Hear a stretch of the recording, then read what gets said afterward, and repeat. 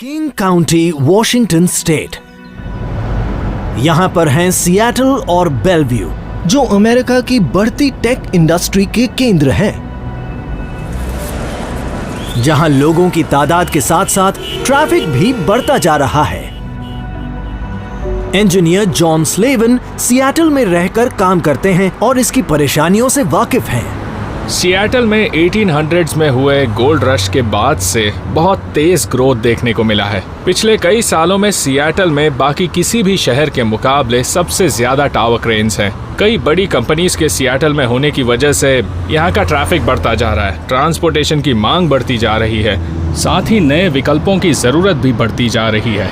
शहरों को railway line से जोड़कर ये समस्या हल हो सकती है, लेकिन किंग काउंटी के खास इलाके में रेलवेज भी इस समस्या से जूझ रही हैं।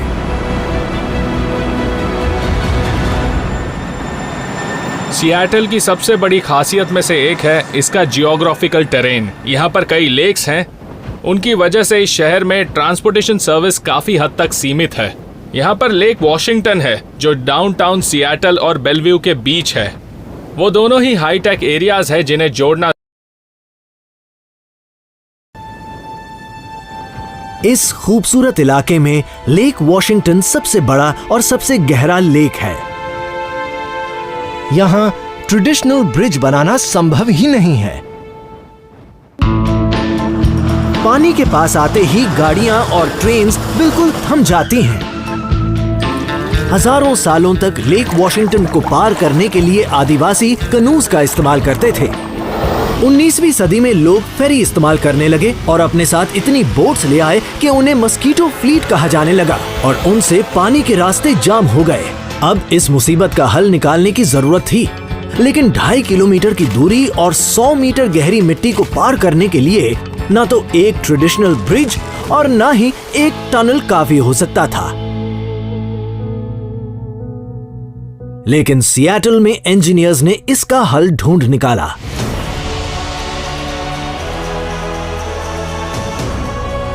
कभी इम्पॉसिबल समझे जाने वाले इस काम को किया गया इन शानदार I-90 फ्लोटिंग ब्रिजेस के जरिए।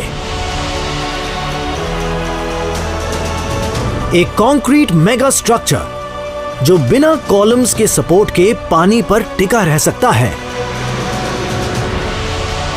इसको बनाने में कमाल की इंजीनियरिंग का सहारा लिया गया। इस पर काफी मेहनत की गई और मुझे यहाँ काम करके अच्छा लगता है। ये प्रोजेक्ट बहुत ही खास है क्योंकि हम इसमें ऐसे सिस्टम्स इस्तेमाल कर रहे हैं जिन्हें दुनिया में पहले कहीं भी किसी ने भी इस्तेमाल नहीं किया है। इस प्रोजेक्ट की इंजीनियरिंग बहुत कमाल की है। इन कमाल के हल्के ब्रिजेस पर एक दिन में 140 गाड़ियां गुजर सकती हैं। लेकिन अब ये कंस्ट्रक्शन के अगले और बेहद मुश्किल दौर से गुजरने वाले हैं, जिसमें एक state of the art train line और दुनिया का इकलौता फ्लोटिंग रेलवे ब्रिज शामिल होगा। मेरे लिए ये प्रोजेक्ट बहुत मजेदार है क्योंकि ऐसा दुनिया में कहीं नहीं किया गया है। ये फ्लोट करता है, ये मूव करता है, ऐसा लगता है हमने किसी शिप पर रेलवे ट्रैक्स बनाई हैं। ये बहुत ही यूनिक इंजीनियरिंग अचीवमेंट है।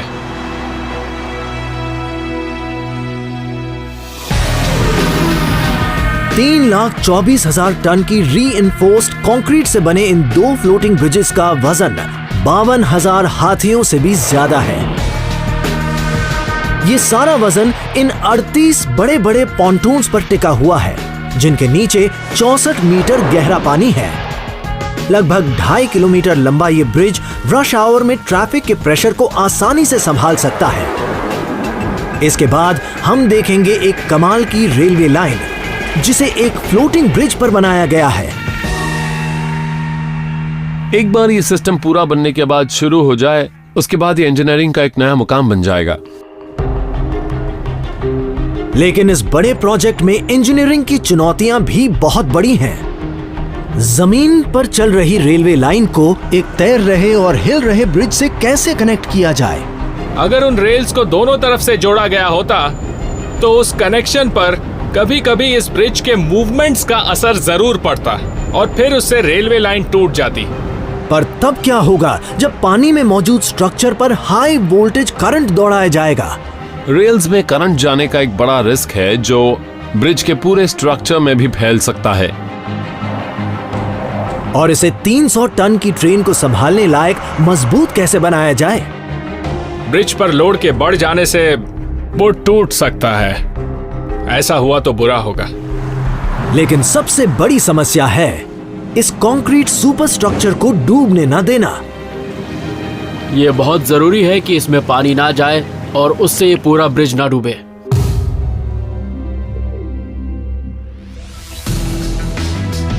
इस इम्पॉसिबल काम को करने के लिए इंजीनियर्स को पुराने आविष्कारों से प्रेरणा लेनी होगी।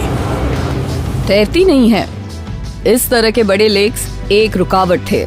ये बहुत फ्लैट आर्चेस हैं। अगर इंजीनियरिंग के नजरिए से देखें तो ये बहुत खास हैं। ये शहर 2 हिस्सों में बटा हुआ है। हर रोज लगभग 4000 लोग इसे क्रॉस करते हैं। किंग काउंटी अमेरिका के तेजी से डेवलप होते इलाकों में से एक है। यहाँ लोगों को कनेक्ट करने की कोशिश की जा रही है, लेकिन इस काम में आड़े आ रहा है विशाल लेक वॉशिंगटन। इसका शानदार इंजीनियरिंग सॉल्यूशन था 2 बड़े कंक्रीट फ्लोटिंग ब्रिज बनाना। अब यह शानदार स्ट्रक्चर जल्द ही अपने अगले फेज में जाने वाला है। इस पर दुनिया की इकलौती फ्लोटिंग रेलवे बनाई जाएगी। लेकिन ब्रिजेस को फ्लोट क्यों करवाना है? एक ट्रेडिशनल ब्रिज में आखिर क्या कमी है? इंजीनियर जिम स्टोन साइफर बताएंगे कि इस लेक पर एक ट्रेडिशनल ब्रिज क्यों नहीं बन सकता। ये लेक काफी गहरी है और इस इलाके में भूकंप आने का खतरा रहता है, इसलिए हमें फाउंडेशन के लिए अच्छा मटेरियल चाहिए। पर लेक वॉशिंगटन के तले में ऐसा कुछ भी नहीं है। इससे पहले आपको यहाँ अच्छा मटेरियल मिले, आपको रेत मिलती है और इस वजह से आपका कॉलम पानी में 500 फीट नीचे धंस सकता है। भले ही इंजीनियर्स पानी में 65 मीटर की गहराई तक कॉलम्स लगा भी लें, वो क्ले और सिल्ट की नरम सतह पर ही टिके होंगे। पिलर्स को एक मजबूत सतह के लिए इस 50 मीटर के सेडिमेंट को पार करना होगा। पानी के ऊपर भी पिलर्स को ऊंचा बनाना होगा, जिससे ये ब्रिज महंगा होने के साथ साथ कमजोर भी बन जाएगा। इसकी इंजीनियरिंग की बात करें तो उस एरिया में एक स्टैंडर्ड केबल स्टे या किसी और तरह का ब्रिज बनाना बहुत मुश्किल होगा। लेक वॉशिंगटन पर पुल बनाने के लिए एक खास ब्रिज स्पैन चाहिए। तो इंजीनियर्स के पास सिर्फ ब्रिज को फ्लोट करने का ही ऑप्शन है, लेकिन वो इन बड़े स्ट्रक्चर्स को डूबने से कैसे बचाएंगे? इसका जवाब अतीत की एक शानदार खोज से मिल सकता है।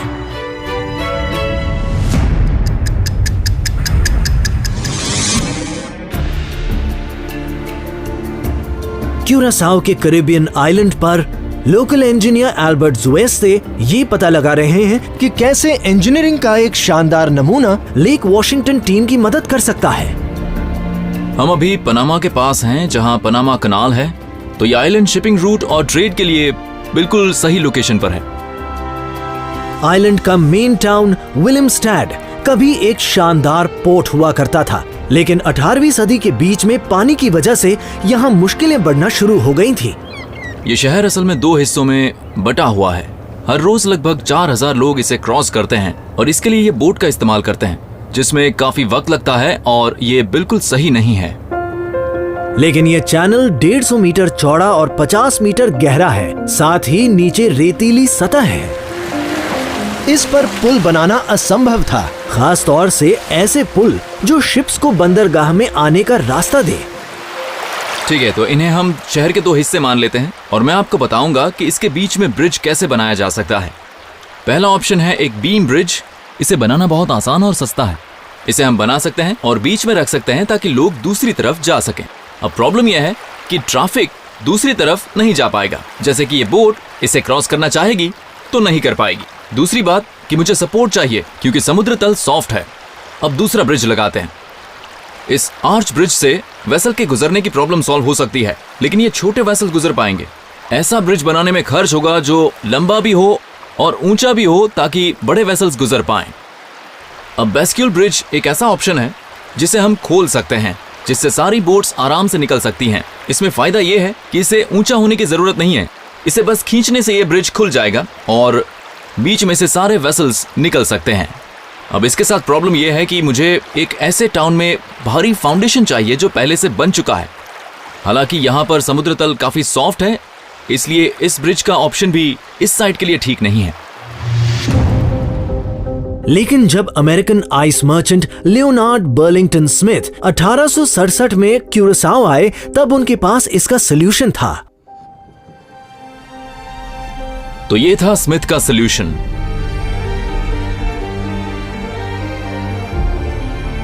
ये क्वीन एमा ब्रिज है, लकड़ी का पंटून ब्रिज जिसमें 17 पंटून एना बे के चैनल के ऊपर लगाए गए हैं। द स्विंगिंग ओल्ड लेडी के नाम से जाना जाने वाला ये पुल सबसे पुराने पॉन्टून ब्रिजेस में से एक है।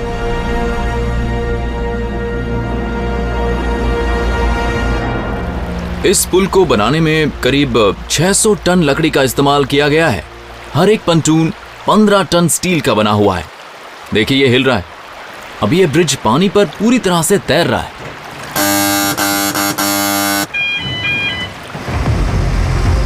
लेकिन ये शानदार पॉन्टून डिजाइन सिर्फ लोगों को ही उस पार जाने नहीं देता, बल्कि इस फ्लोटिंग ब्रिज में एक और खासियत छुपी है।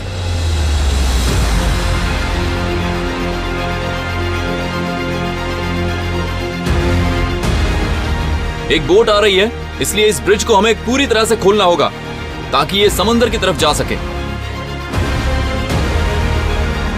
ये शानदार 167 मीटर चौड़ा ब्रिज एक कोने पर हिंजेस के जरिए घूम सकता है, जिससे हार्बर में बोट्स को आने का रास्ता मिल जाता है।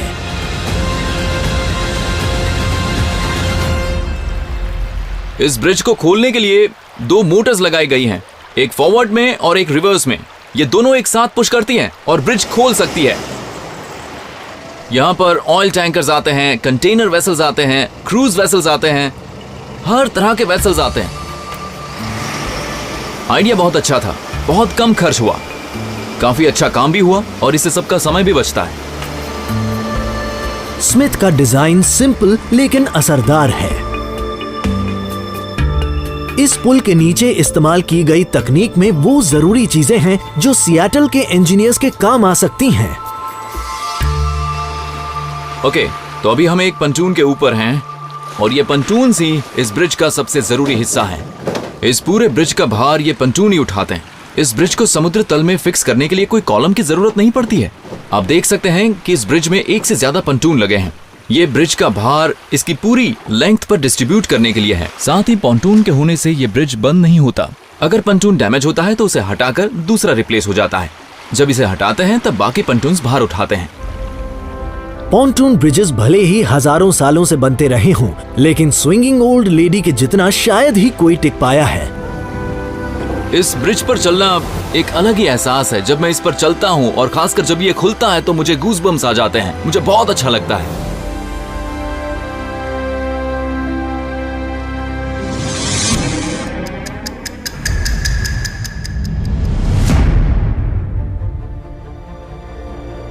लेक वॉशिंगटन पर इंजीनियर्स ने पॉन्टून ब्रिजेस से प्रेरणा लेकर उसे और बड़ा बना दिया है।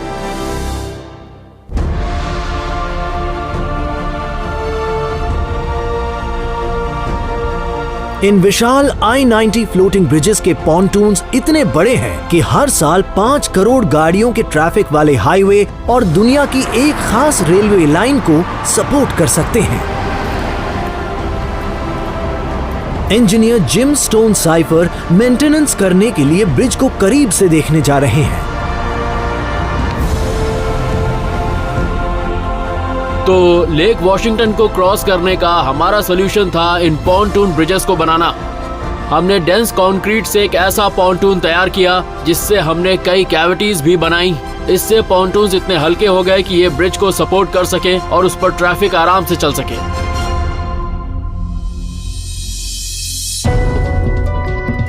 कंस्ट्रक्शन के दौरान 38 विशाल पॉन्टून्स को एक के बाद एक लगाया जाता है, जिससे एक बड़ा ब्रिज बेस बन जाता है।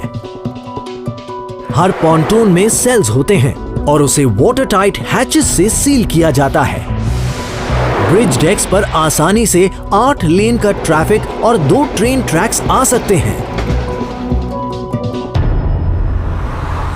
हमने इतने सारे पॉन्टून्स यहाँ इसलिए लगाए हैं कि अगर कभी इनमें से कोई फेल भी हो जाता है तो उसकी वजह से पूरा पुल ना टूटे। हर कंपार्टमेंट का अपना एक डोर है और उसे एक शिप की तरह सील किया जाता है। इस तरह से हमारे पॉन्टून ब्रिज को ज्यादा नुकसान नहीं होता और हम ट्रैफिक मेंटेन कर पाते हैं। इन बड़े ब्रिजेस को पानी के ऊपर फ्लोट कराना बहुत बड़ा टास्क है। कोई फुटिंग न होने पर इन्हें बहने से रोकने के लिए बेहतरीन इंजीनियरिंग इस्तेमाल की जाती है। इन पॉन्टून्स के नीचे हमने एंकर केबल्स लगाए हैं जो ब्रिज को स्टेबलाइज करते हैं और पॉन्टून्स को हिलने नहीं देते। ये देखिए, यहाँ पर एक है, ये पानी के ठीक नीचे है। सबसे लंबा एंकर केबल 739 फुट का है जो 165 फुट पानी में डूबा हुआ है। लेक बेड में धंसे इन एंकर केबल्स पर तब बहुत प्रेशर पड़ता है जब ब्रिजेस पर मूवमेंट होता है और ये खराब होने लगते हैं। किसी मुसीबत से बचने के लिए डाइवर्स की एक टीम 165 फीट की गहराई पर काम करते हुए डैमेज हो चुके पार्ट्स को बदल रही है। एंकर केबल्स बहुत भारी होते हैं और एक बड़ी टीम की मदद से ही उन्हें उनकी जगह पर लगाया जा सकता है। अभी तक 32 बड़े नए केबल्स लगाए जा चुके हैं, लेकिन मौसम बदलने की वजह से इन पर नजर रखना जरूरी है। लेक वॉशिंगटन में गर्मियों से लेकर सर्दियों तक जब पानी का लेवल बढ़ता या घटता है तब एंकर केबल्स लूज या टाइट हो जाते हैं। हम नहीं चाहते कि ब्रिज पर किसी तरह का प्रेशर बढ़े और हम ये भी नहीं चाहते कि केबल्स ढीले हो जाएं। केबल्स के टूटने से ये ब्रिज तबाह हो सकता है, इसलिए ये जरूरी है कि जब लेक का वाटर लेवल बदले तब एंकर केबल्स को सही टेंशन के हिसाब से एडजस्ट किया जाए। तो इस वक्त हम ब्रिज के 18 पॉन्टून्स में से एक के अंदर हैं। संभल कर, चोट लग सकती है। अब हम पॉन्टून के एक सेगमेंटेड कंपार्टमेंट में लगे एंकर केबल के पास जा रहे हैं। ये वो एंकर केबल है जो पॉन्टून में लगा है और इस एंकर केबल की लंबाई 579 फुट है। इतने बड़े केबल को इतनी छोटी जगह में लगाने के लिए एक छोटे मगर ताकतवर इक्विपमेंट की जरूरत होती है। इस जैक की मदद से हम केबल को एडजस्ट करते हैं। ये 150 टन का रैम है। इससे हम केबल को बाहर की ओर एक्सटेंड करते हैं या अंदर की तरफ खींचते हैं ताकि उस पर 65 टन का एवरेज वेट बना रहे। ये जैक इसे बहुत ताकत से खींचता है, लेकिन जिम को बस एक बटन दबाने की जरूरत है। अब देख सकते हैं ये सिलेंडर अभी घूम रहा है। अभी हम केबल को धीरे धीरे अंदर खींच रहे हैं। यहाँ इस दूसरे रूम में आप देख सकते हैं कि जैकिंग प्लेट और जैकिंग हेड के बीच में थोड़ा सा गैप बन गया है। ये केबल को पॉन्टून में खींचने की वजह से बना है। अब जैसे कि केबल 1 इंच अंदर आ चुका है तो अब हम स्टील प्लेट्स लगाएंगे। ये स्टील प्लेट्स उस वक्त भार को सहेंगी जब उस जैक को रिलीज किया जाएगा। इस मौसम में हमें इसे सिर्फ 1 इंच मूव करना पड़ा है, पर गर्मियों या बारिश में हम इसे 6 इंच मूव करते हैं। हर साल 5 करोड़ से ज्यादा गाड़ियों के लिए रोड को सेफ और ब्रिज को सीधा बनाए रखने के लिए 110 एंकरिंग केबल्स को एडजस्ट करना बहुत जरूरी है। तो अगर ये एंकर केबल्स यहाँ नहीं होते तो ये ब्रिज हवा के बहाव के साथ नॉर्थ या साउथ में कब का बह गया होता। बहते बहते किसी के घर में चला जाता और वो इसी को अपना पार्किंग लॉट बना डालते।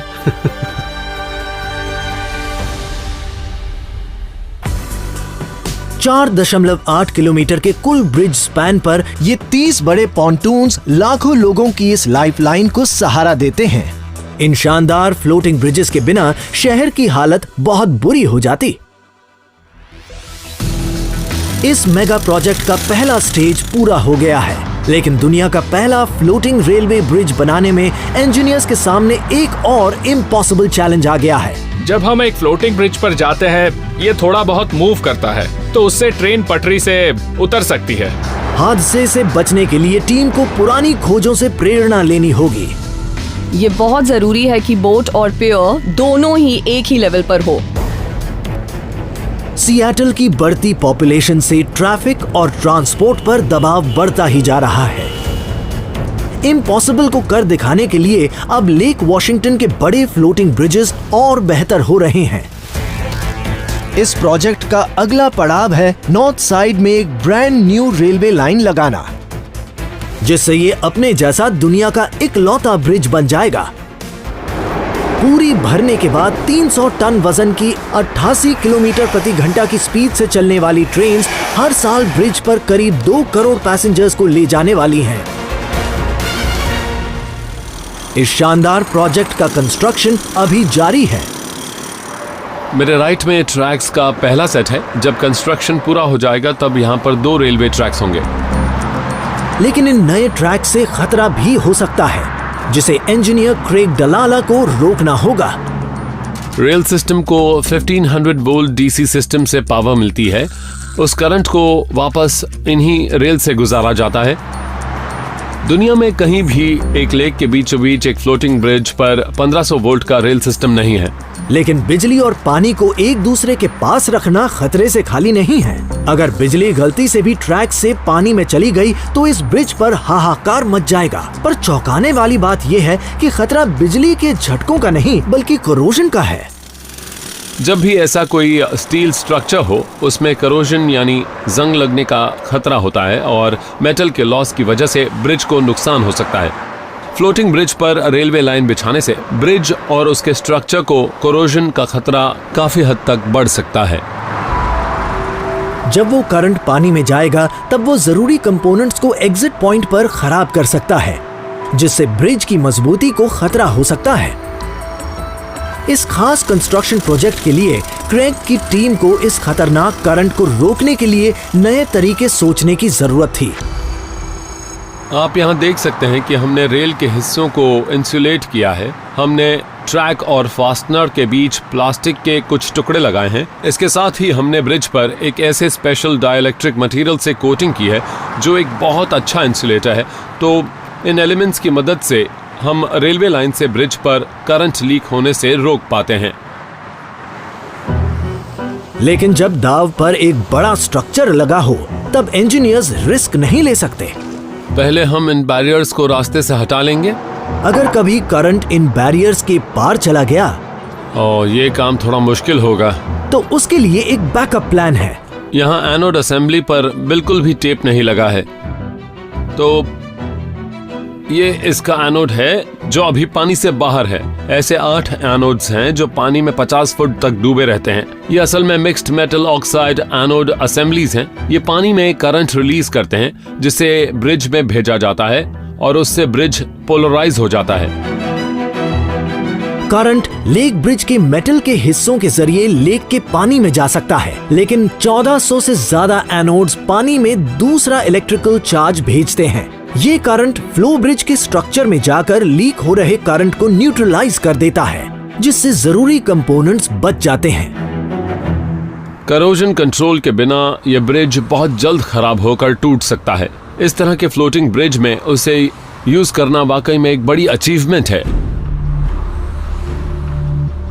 अब करोजन का खतरा टल गया है, लेकिन रेल की पटरियां लगाते समय इस प्रोजेक्ट पर एक और खतरा मंडराने लगा है। तो अभी हम ब्रिज को क्रॉस करने वाले हैं। जॉन स्लेवन इस मिशन की कमान संभाल रहे हैं। जब हम एक फ्लोटिंग ब्रिज पर जाते हैं, हम पानी पर बने स्ट्रक्चर पर होते हैं और किसी मरीन वेसल की तरह वो भी थोड़ा मूव करता है।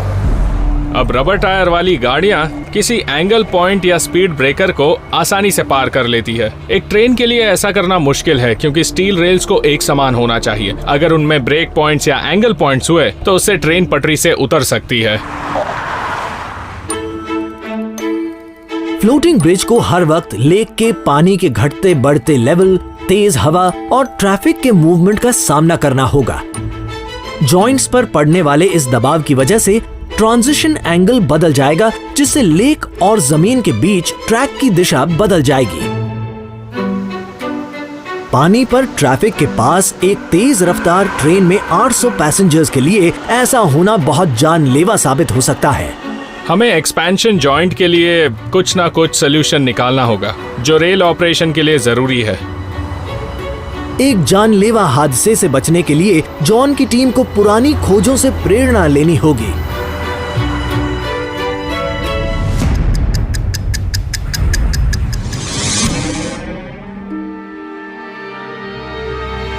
नॉर्वे अपने विशाल फ्योर्ड्स के लिए मशहूर है। सिविल इंजीनियर बर्थर डोंगमो एंगलैंड यहां लोकोमोटिव ट्रैवल के सुनहरे काल के एक पीस की तलाश कर रही हैं।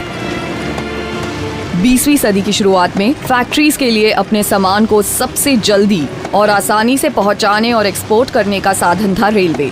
अब प्रॉब्लम ये थी कि यहाँ पर रेलवे लाइन मौजूद नहीं थी।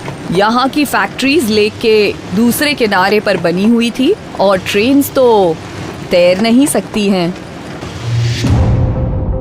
स्कॉटिश इंजीनियर थॉमस बूश के सामने ऐसी ही मुश्किल आई थी जब वो ग्रेट ब्रिटेन की रेलवे लाइंस बढ़ा रहे थे, लेकिन 1849 में उन्होंने एक ऐसा हल ढूंढ लिया जिसकी चर्चा कॉन्टिनेंट भर में होने लगी,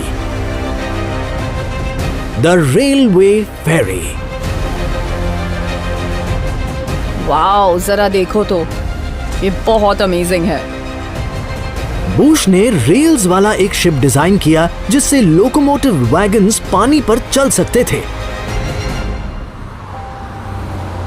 नॉर्वे की ये फेरी बूशी की डिजाइन के बेसिस पर बनाई गई है। जब 1909 में यहाँ रेलवे फेरी आई थी, तब फैक्ट्रीज को रेल के जरिए अपने सामान को एक्सपोर्ट करने का एक शानदार मौका मिला था और आज हम इसे अपनी आंखों से देख रहे हैं। लेकिन ये फेरी इस कहानी का सिर्फ एक ही हिस्सा है। जब वैगन जमीन पर रेलवे लाइन के करीब आ जाती थी, तब उन्हें बाज पर चढ़ाने की समस्या भी थी। ये इस ऑपरेशन का सबसे जरूरी हिस्सा है। ये बहुत जरूरी है कि बोट और पियर दोनों ही एक लेवल पर हो। ट्रैक के जरा सा भी हिलने पर हादसा हो सकता था और लेक के पानी के बदलते स्तर की वजह से बूश को एक बेहतर उपाय चाहिए था। मैंने यहाँ लेक का मॉडल बनाया है। इसका वाटर लेवल बहुत कम है, इससे यहाँ गैप बन गया है। इससे हमारी ट्रेन को बहुत मुश्किल हो सकती है। तो बेसिकली हमें इन दोनों ट्रैक्स को जोड़ने का कोई ना कोई तरीका खोजना है। इस प्रॉब्लम का एक सोल्यूशन है एक हिंज्ड रैंप इस्तेमाल करना जो मूव कर सके और जिससे हम जमीन और इस फ्लोटिंग बार्ज के बीच एक कनेक्शन बना सके। अब हमारी ट्रेन बिना किसी दिक्कत के पटरी पर चलती हुई जमीन से फ्लोटिंग बार्ज पर आ गई। यहाँ सबसे जरूरी बात यह है कि इस हिंज की मदद से हम एंगल को बदल सकते हैं, तो वाटर लेवल कितना भी हो ये काम करेगा। ये सिंपल है पर कमाल का है। बूश का हिंज्ड रैंप एक ऐसा कारगर कॉन्सेप्ट है जो सिएटल में मौजूद टीम की मदद कर सकता है। अब हम रैंप को नीचे लाएंगे और फेरी से कनेक्ट करेंगे। एक विशाल विंच सिस्टम की मदद से स्पैन को नीचे लाया जाता है और ट्रैक्स सीध में आ जाते हैं। ये ट्रांजिशन रैंप जो यहाँ से शुरू हो रहा है, इसमें एक साइड में हिंजेस लगे हैं, तो हम इसे उठा सकते हैं या नीचे कर सकते हैं ताकि फेरी के साथ इसका लेवल बराबर रहे। इन ट्रैक्स को बनने से इस इलाके की इंडस्ट्री को जीवन दान मिला था। अब वो पानी पर अपना सामान एक्सपोर्ट कर सकते थे। ये बहुत बढ़िया है, सचमुच कमाल की खोज है।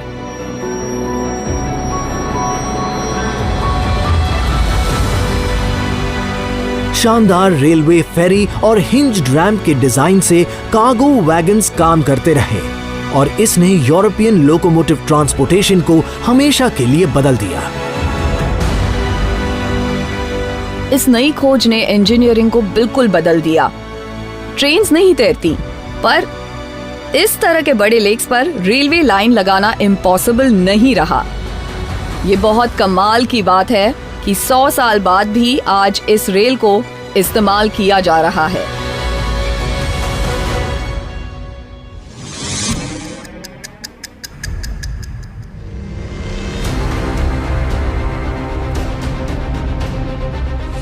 बूश की खोज के करीब 170 साल बाद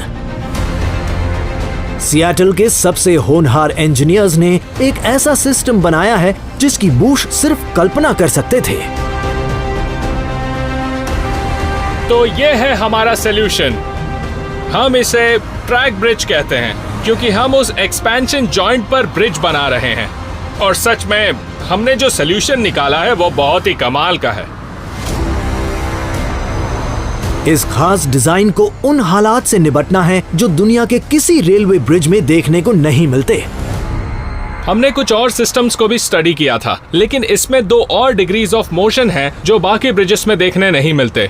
हमने एक खास सिस्टम बनाया है जो अलग अलग मूवमेंट्स को हैंडल करता है, लेकिन रेल में एक पॉइंट पर ऐसा होने की जगह हमने इसे काफी दूर तक स्प्रेड किया है, और ये काम हमने किया है काफी कंपोनेंट्स की मदद से। अब इस रेल के नीचे आप अलग अलग कंपोनेंट्स देख सकते हैं। इनमें से हर एक विंग में थोड़ा कर्व है। इसका मतलब पानी का लेवल कम होने पर जब ब्रिज नीचे जाता है तो ये विंग्स ऊपर की तरफ रोटेट होंगे, और जब ब्रिज ऊपर उठेगा तब विंग्स नीचे रोटेट होंगे। ये कर्व्ड विंग्स कई कॉम्प्लेक्स पार्ट्स की मदद से एक साथ मूव होते हैं और रेल से एक आर्क बनाते हैं और उन्हें एंगल पॉइंट्स के साथ एक ही लेवल पर रखते हैं। ऐसे 8-13 मीटर लंबे ट्रैक ब्रिजेस फिक्स्ड और फ्लोटिंग सेगमेंट्स के बीच के 4 हिंजेस को क्रॉस करते हैं, जिससे ट्रेन्स आराम से रेल्स पर चल पाती हैं। इन ट्रैक ब्रिजेस के असेंबल होने के बाद सिस्टम को सेफ्टी, स्पीड और एफिशिएंसी के लिए अच्छी तरह से जांचा जाता है। उसे कोलोराडो की एक स्पेशल फैसिलिटी में टेस्ट किया जाता है, जिससे डेटा के 500 चैनल्स मिलते हैं। हमने टेस्ट में ये पाया कि अगर ट्रेन की maximum speed around 88 kilometre per hour है तो ये ट्रैक ब्रिजेस सही थे, रेल्स पर स्ट्रेस भी सही था और पैसेंजर्स भी आराम से ट्रैवल कर पा रहे थे। अगर ये ट्रैक ब्रिज यहाँ नहीं होता तो ट्रेन्स को ब्रिज के पार ले जाना इम्पॉसिबल होता। तब हो सकता था कि हमें ट्रेन्स रोकनी पड़ती और फिर ट्रैफिक को क्लियर करना पड़ता। बुरी से बुरी हालत में लो स्पीड में चलने वाली ट्रेन यहां पटरी से उतर जाती। दुनिया के पहले ऐसे डिजाइन के जरिए सियाटल के इंजीनियर्स इम्पॉसिबल को पॉसिबल बनाने के करीब पहुंच गए हैं। ये एक बिल्कुल नया और खास तरीका है जिसे स्पेशली इसी लोकेशन के लिए इस्तेमाल किया गया है। दुनिया में और कहीं भी ऐसे ट्रैक ब्रिजेस नहीं हैं। लेकिन ट्रेन के जरिए लेक वॉशिंगटन को पार करने के सपने को पूरा करने के लिए इंजीनियर्स को एक आखिरी चैलेंज से गुजरना होगा। इन ट्रेन्स में 4 कंपार्टमेंट हैं, तो जब 2 ट्रेन साथ में चलती हैं तो कंक्रीट पर बहुत प्रेशर आता है। इम्पॉसिबल इंजीनियरिंग को अंजाम देने के लिए इंजीनियर्स को पुरानी खोजों से सीखना होगा। वाओ, मैं इस बिल्डिंग को देखकर हैरान हूँ। ये सच में शानदार है। सियाटल, वॉशिंगटन, जहां दुनिया के इकलौते ट्विन फ्लोटिंग ब्रिजेस हैं। और इन सुपर स्ट्रक्चर्स में अब एक और शानदार चीज जुड़ने वाली है। प्रोजेक्ट के आखिरी स्टेज में दुनिया की इकलौती फ्लोटिंग रेलवे लाइन के जरिए लेक वॉशिंगटन के 2.4 किलोमीटर के फासले को तय किया जाएगा, जो सियाटल के ट्रांसपोर्ट नेटवर्क को बदल देगा। लेकिन इन कंक्रीट ब्रिजेस में कई रेल बोगियों का भार सहने की क्षमता होनी चाहिए। हजारों लोग इस ट्रेन में डेली सफर करते हैं, उनमें से स्पोर्ट्स फैंस भी हैं और यूनिवर्सिटी स्टूडेंट्स भी। इंजीनियर जॉन स्लेवन इस प्रोजेक्ट को संभाल रहे हैं।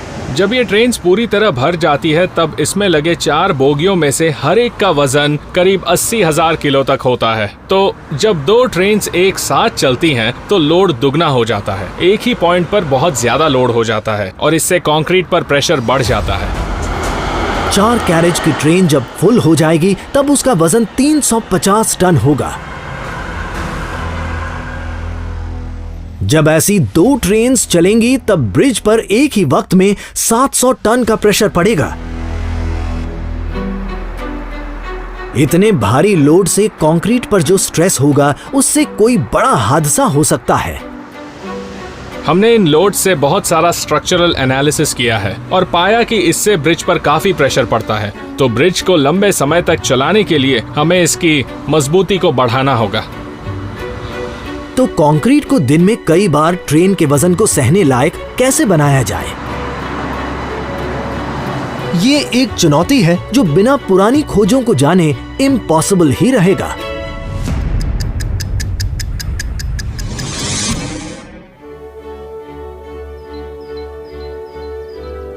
सदर्न फ्रांस का लोर्ड्स शहर दुनिया भर के कैथोलिक पिलग्रिम्स के लिए एक खास और अहम जगह। Civil engineer Patrick Nagle underground जाकर एक ऐसा स्ट्रक्चर देखेंगे जिसमें हमारे सवालों के जवाब छिपे हैं। वाह!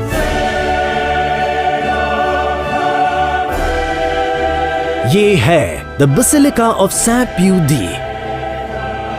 मैं इस बिल्डिंग को देखकर हैरान हूं। यह सच में शानदार है। इसे शहर के नीचे बनाया गया है ताकि इस पवित्र स्थान को सुरक्षित रखा जा सके। इस बिल्डिंग की सबसे खास बात यह है कि यह पूरा एक ही स्पेस है। न कोई सेंट्रल कॉलम्स हैं, न ही कोई सपोर्ट। यहाँ ऊपर लगे इन 29 आर्चेस का स्ट्रक्चरल फॉर्म देखिए जो पूरी बिल्डिंग में लगे हैं। इनसे 10,000 स्क्वायर मीटर्स का एक बड़ा स्पेस तैयार हो गया है जहां एक बार में 25,000 लोग आ सकते हैं। लेकिन जमीन के नीचे मौजूद इस स्ट्रक्चर में कमाल की मजबूती है। ये आर्चेस फ्लैट बनाए गए हैं। किसी भी टिपिकल आर्च में ऐसे देखने को नहीं मिलता। वो ऐसे होते हैं जबकि ये बिल्कुल फ्लैट हैं। साफ तौर पर यहाँ ऐसी इंजीनियरिंग की गई है जो हर महीने में खास है। ये इंजीनियरिंग थी यूजीन फ्रेजिने की।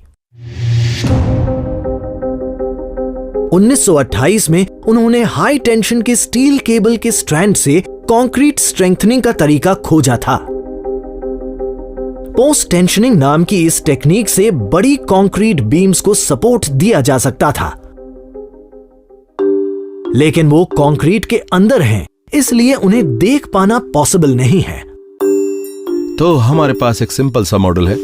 इसमें कुछ लकड़ी के ब्लॉक्स हैं। ये कंक्रीट बीम की तरह हैं जो 2 सपोर्ट्स पर टिके हैं। इस बीम के बीच में एक स्ट्रिंग बांधी गई है जो इन ब्लॉक्स को इनकी जगह पर रखने के लिए है। अगर मैं इस बीम पर थोड़ा लोड डालता हूं तो देखिए किस तरह से ये बीम बैंड हो गई और इससे कंक्रीट में क्रैक्स भी आ गए हैं। तो बीम पर लोड डालने से पहले इसमें कंप्रेशन किया जाता है। हमें जितने कंप्रेशन की जरूरत है उसके लिए बीम में पोस्ट टेंशनिंग करनी ही होगी। इसमें हम स्ट्रिंग की मदद से कंप्रेशन ला सकते हैं।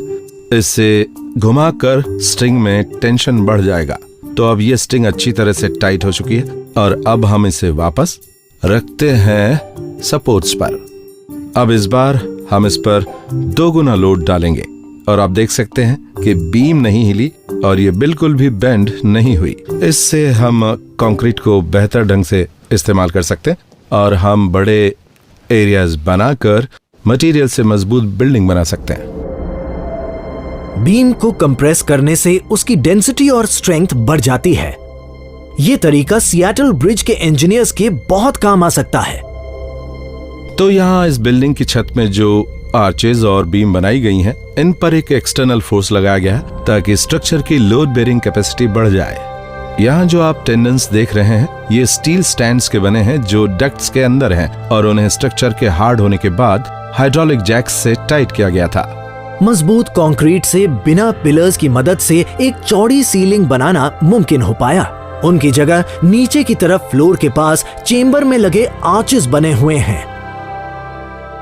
आज भी इस स्ट्रक्चर में एक भी क्रैक नहीं है। इसे बेहतरीन ढंग से डिजाइन किया गया ताकि कंक्रीट ज्यादा से ज्यादा मजबूत रह सके। फ्रेजिने के शानदार पोस्ट टेंशनिंग सॉल्यूशन के बिना इस लंबे और शैलो हॉल को बनाना पॉसिबल नहीं होता। आज हमें ये कई बड़े स्ट्रक्चर्स जैसे ब्रिजेस, बिल्डिंग्स और डैम्स में देखने को मिलता है और इसके बिना हम उन खूबसूरत और लाजवाब स्ट्रक्चर्स को शायद नहीं देख पाते जो आज मौजूद हैं।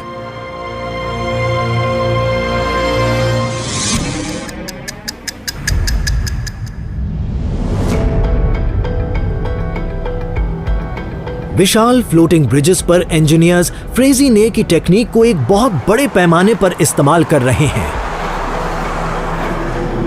बेसिलिका की तरह वो कंप्रेशन से कंक्रीट को मजबूत बना रहे हैं। हमने इस ब्रिज की मजबूती को बढ़ाने के लिए इसमें पोस्ट टेंशनिंग केबल्स लगाए हैं।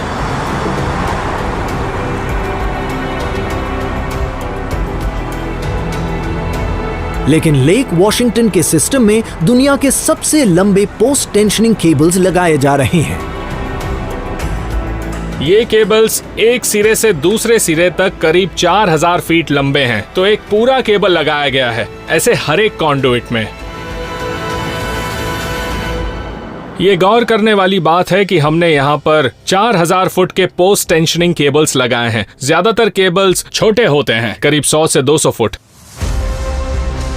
कुल 240 मीटर लंबाई वाले ऐसे 20 स्टील सुपर केबल्स को पॉन्टून्स के आर पार गुजारा जाता है, जो नॉर्थ ब्रिज के फ्लोटिंग प्लेटफॉर्म पर लगे हैं। ताकतवर हाइड्रोलिक जैक्स की मदद से इन्हें खींचकर कसा जाता है। तो हमने ब्रिज में इस तरह के कॉन्डुइट्स बनाए हैं। इन कॉन्डुइट्स के जरिए हमने इन केबल्स को पास किया था और उसके बाद हमने उन्हें टाइट किया है। लेकिन इतने बड़े पोस्ट टेंशन केबल को उसकी जगह पर रखने के लिए बड़े एंकर्स की जरूरत होगी। ये है रिएक्शन फ्रेम्स जो ब्रिज के अंदर लगे हैं। ये वो बिग स्टील फ्रेम्स हैं जिन्हें हम तब खींचते हैं जब हमें पोस्ट टेंशनिंग केबल्स को और टाइट करना होता है। तो इनका काम है पोस्ट टेंशनिंग केबल्स को टाइट बनाए रखना, ताकि हम ब्रिज में फोर्स लगाकर उसे मजबूत बना सकें। 20 बड़े रिएक्शन फ्रेम्स, जिनमें से हर एक का वजन 7.5 टन है, टेंशन केबल्स से अंदर की तरफ खींचे जाते हैं। ये ब्रिज को दोनों तरफ से खींचते हैं। कंक्रीट को कंप्रेस करने से उसकी डेंसिटी बढ़ती है, जिससे ब्रिज में ज्यादा लोड सहने की क्षमता बढ़ जाती है। इस स्ट्रक्चर पर एक्सट्रीम कंप्रेशन बहुत सावधानी से 1.5 मिलीमीटर की एक्यूरेसी के साथ करना होता है। ये फ्रेम्स बहुत जरूरी हैं। इनके बिना हम पोस्ट टेंशनिंग ऐड कर ही नहीं पाते। इससे एक सुपर स्ट्रॉन्ग फ्लोटिंग प्लेटफॉर्म बनता है, जो एक साथ 700 टन वजन की 2 ट्रेन्स का भार सह सकता है। ये हमारी प्रॉब्लम का एक बेहतरीन सलूशन है। हमने इन लंबे पोस्ट टेंशनिंग केबल्स को ब्रिज पर लगाया है, जिसके बाद ब्रिज के ऊपर ट्रेन्स का चलना मुमकिन हो पाया है।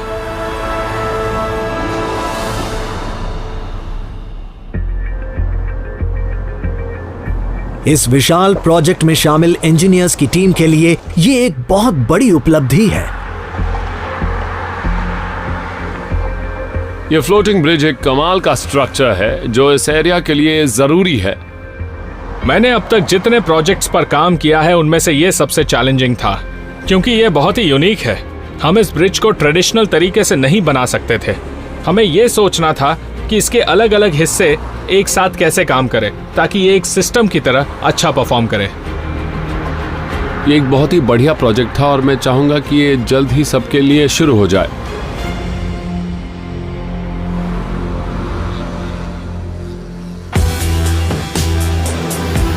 इन ट्विन ब्रिजेस ने नामुमकिन को मुमकिन कर दिखाया।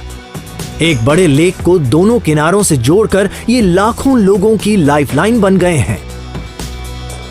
और अब इनमें शामिल होने वाले ट्रेन ट्रैक से एक छोर से दूसरे छोर तक जाना और भी आसान हो जाएगा।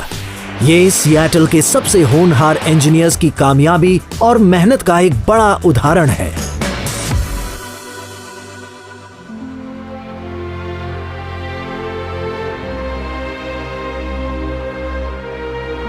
I-90 फ्लोटिंग ब्रिजेस बड़े पैमाने पर इम्पॉसिबल इंजीनियरिंग की कहानी बयां करते हैं। इस बेमिसाल प्रोजेक्ट में हर कदम पर कई मुश्किलें आईं।